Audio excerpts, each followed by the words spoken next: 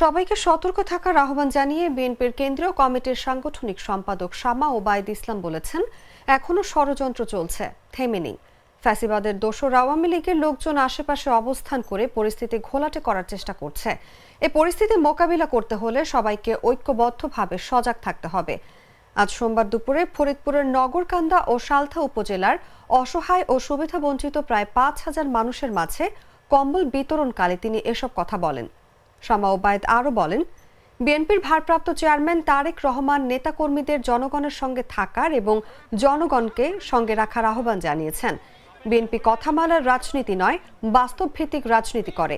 জনকল্যাণ ও দেশের স্বাধীনতা সার্বভৌমত্ব রক্ষা বিএনপির রাজনৈতিক মূল লক্ষ্য। ষড়যন্ত্র থেমে নাই, ষড়যন্ত্র চলছে।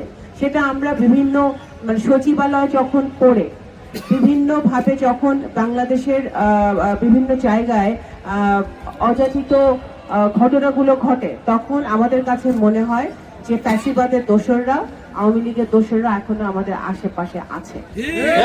সেখান থেকে উঠে আসতে হলে অবশ্যই আমাদের ঐক্যবদ্ধ হতে হবে।